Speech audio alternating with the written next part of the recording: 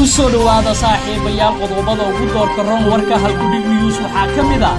dowladda Soomaaliya oo digniin culus u dirtay dowladda Kenya mise oo damiin iyo shuruud ku sii deysay gudoomiyihii rugta ganacsiga gobolka Banaadir ciidamadii soo qaban lahaa wasiir jaran oo gaaray xuduudda Soomaaliya iyo Kenya xaalad dagaal oo maanta ka taagan qaybo ka mid ah gobolka Gedo dowladda Soomaaliya oo amni raacana oo al-shabaab ay keenaysa Muqdisho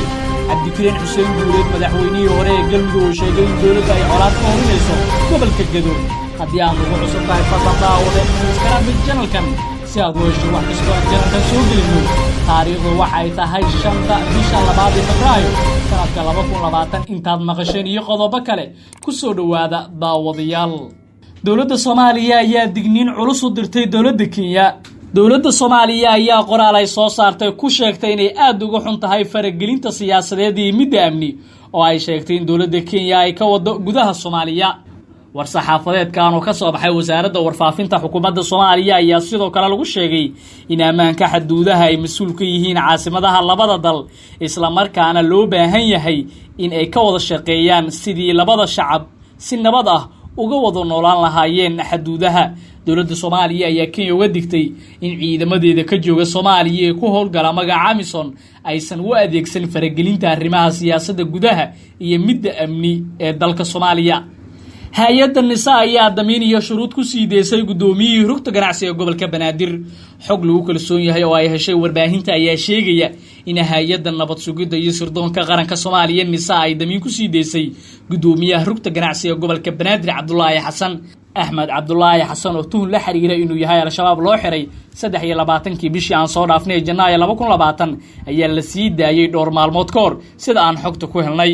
Ahmed Cabdullaahi oo wali baaritaana ay ku socdaan ayaa shuruudaha lagu sii daayay waxaa ka mid ah inuu toddobaad kasta xarunta NISA u yimaado wareysi iyo inay damiintaan dad lagu kalsoon yahay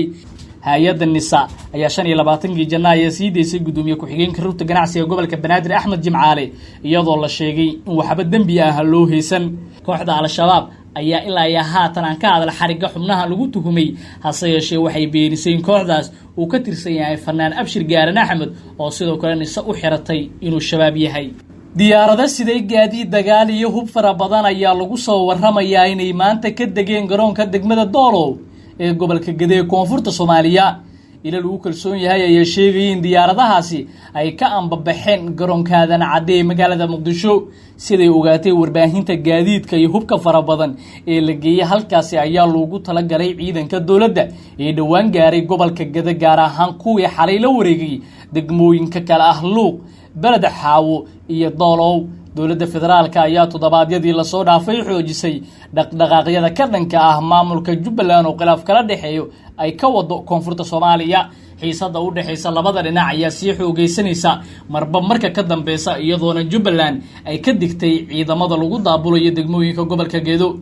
lama oga sababta rasmiga ay ka dambeeysa dhaqdhaqaaqyada ay ka wado dowladda gobolka Gedo sii xoojiyay khilaafka kala dhaxeeya hoggaanka sare ee Jubbaland arrimahan ayaa sidoo kale ku soo aadaya iyadoo shalay wasiirka amniga maamulka Jubbaland Cabdirashiid Jaran oo baxsad ka ah dowladda Soomaaliya uu gaaray degmada Balad Xaawo kaasoo markii dambe wasi gudbay dhinaca magaalada Mandheera oo ka tirsan gobolka Waqooyi Bari Kenya dhinaca kale wasiirka wasaaradda warfaafinta Jubbaland Cabdi Xuseen Sheekh Axmed oo u warramay warbaahinta ayaa si kulul uga hadlay dhaqdhaqaaqyada dowladda Soomaaliya ee ka wado gobolka Gedo hoostaga maamulkaasi wasiirka ayaa ugu horeyn soo hadal qaaday qabsashada degmooyinka Balad Xaawo iyo Luuq oo ay saacadihii la soo dhaafay ay la wareegeen ciidanka dowladda wuxuuna tilmaamay in magaalooyinkaas ay hadda ka bixin gacanta maamulka Jubbaland sidoo kale wuxuu ku eedeeyay dowladda dhexe inay isku balaarinayso gobolka Gedo iyadoo kale dana siyaasadeed oo ka dhan ah maamulkaasi sidoo hadalka u dhigay wasiirka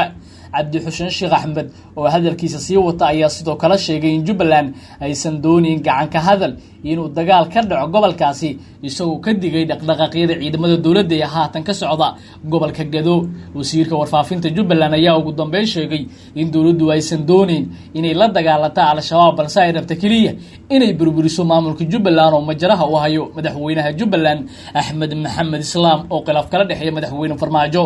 arrimahan oo dhan ayaa ku soo aadaya iyadoo muddooyinkii la soo dhaafay dhaqdhaqaaqyo u dhaxeeya ciidanka dowladda federaalka iyo kuwa maamulka Jubbaland ay ka socdeen deegaanada iyo degmooyin ka tirsan gobolka Gedo ee koonfurta Soomaaliya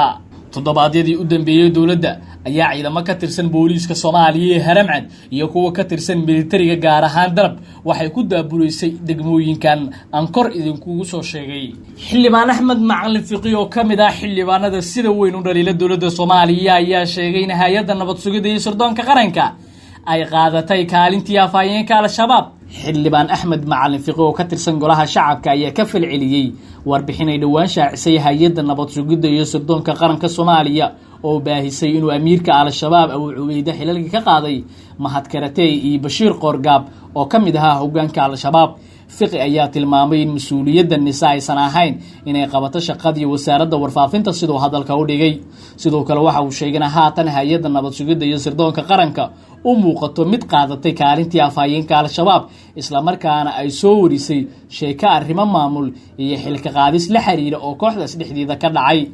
Xildhibaanka oo hadalkiisa sii wata ayaa su'aalo geliyay ujeedada laga lahaa warbixintaasi oo lagu daabacay bogga nisa isagoo xusay in qorshaha laga lahaa uu yahay sidii labadaasi dambiile loogu soo dhaweyn lahaa gudaha magaalada Muqdisho. Fadlan daawade subscribe channelkan si aad u hesho wax kasta